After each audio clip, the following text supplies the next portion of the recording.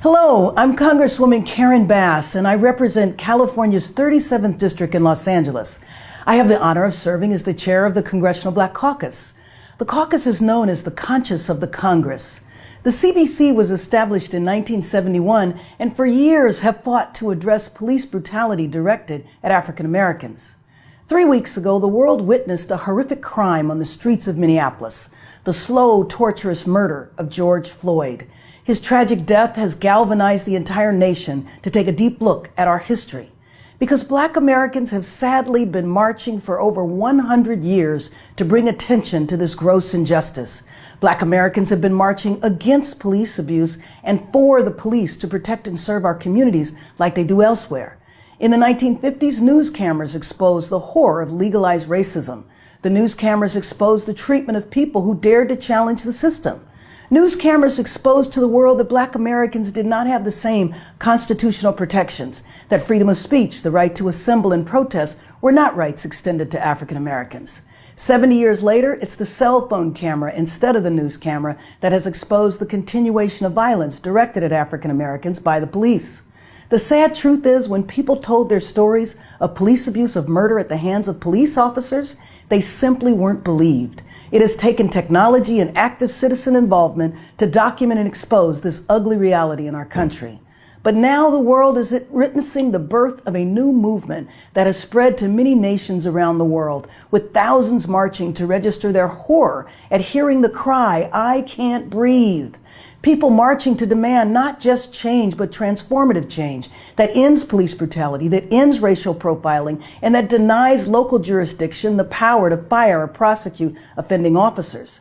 That is why last Monday I introduced, along with Chairman Nadler and more than 200 members of Congress, H.R. 7120, the Justice in Policing Act. This bold, transformative legislation will assist police departments to change the culture of policing, raise the standards of the profession, and hold those officers accountable. Now, I know that change is difficult, but I am certain that police officers who risk their lives every day are concerned about their profession and don't want to work in an environment where they are chastised for intervening when they see a fellow officer abuse a citizen. I am certain police officers would like to be free to stop and intervene an officer from using deadly force when it's not necessary, and I'm certain that police officers want to make sure that they are trained in the best practices in policing.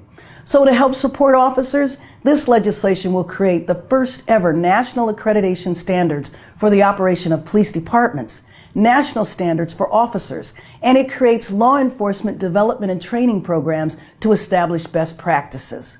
But despite our best intention, there will be some officers who cross the line. That is why the bill also includes strong accountability measures to keep unfit officers off the street. A profession where you have the power to kill should be a profession that requires highly trained officers who are accountable to the public. If the Justice in Policing Act had been the law of the land several years ago, Eric Garner and George Floyd would be alive because the bill bans chokeholds.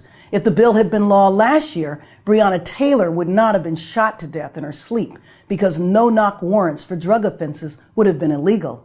And this May, Tamir Rice would have graduated from high school. The officer who killed the 12-year-old child after an encounter that lasted seconds had been fired from another department. The Justice in Policing Act calls for a national registry that would have revealed his instability and propensity for violence. When society does not invest in communities, police officers are left to pick up the pieces. Police officers are the first to say it's unfair, that they are not trained to be social workers or health providers.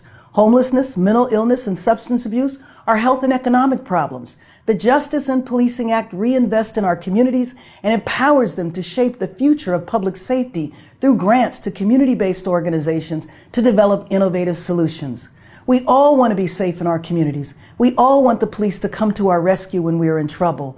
We all want to support the brave men and women who put their lives on the line every day for us.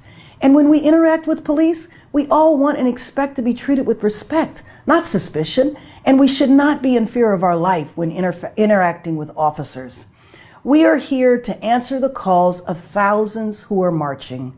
Today is an opportunity to reimagine public safety so that it is just and equitable for all Americans. Thank you.